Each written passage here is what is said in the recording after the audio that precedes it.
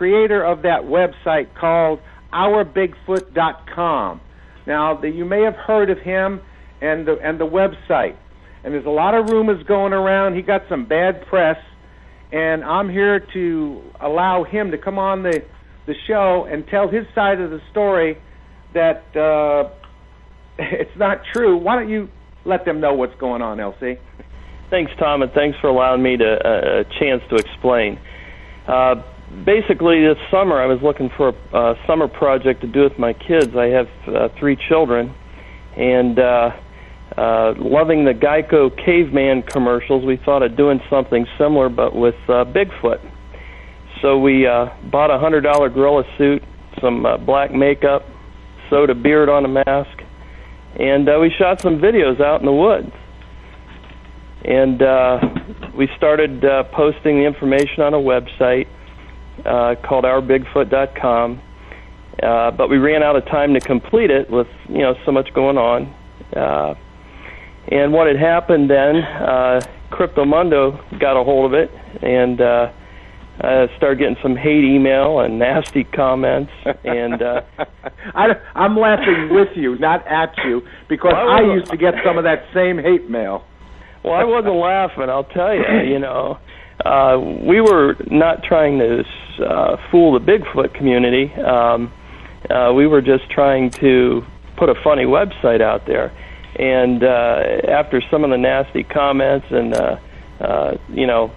would love to shoot us if they saw us and that type of thing, we just froze. We didn't know what to do. I want to let our listeners know, LC, what you just heard from him is so true, that some of this hate mail gets so severe that,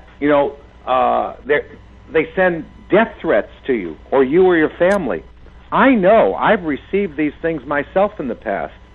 And I got to tell you guys out there, you jerks, you morons, you people that go around doing things like this, you got to look at yourself in the mirror in the morning.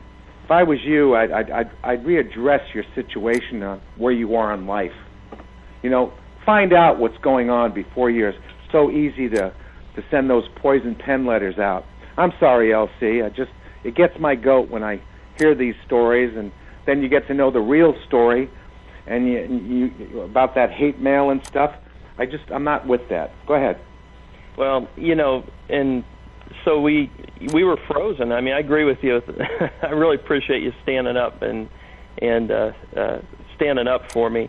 A couple months passed. Again, we were still frozen. Just didn't know what to do. Should we even mess with the site anymore? We just underestimated what would happen. And then you called, and we're professional and nice, and it's like, this is fantastic. I can maybe get some help and tell the story. So, LC, let me tell you something. Myself and my team, Searching for Bigfoot, we're behind you 100%. Anything that we can do to help you, assist you in any way, to get the word out to what you really tried to do instead of what these other people purport what they thought you were trying to do. And that's when people jump the gun. There's this poor gal down in Florida, and she has this picture came out, and she got cremated. All she did was take a picture, okay, out in an ungodly swamp where there's nobody for miles and miles around. Here's an ex-teacher, and she saw this thing, and she decides to take this picture because she couldn't believe what she saw.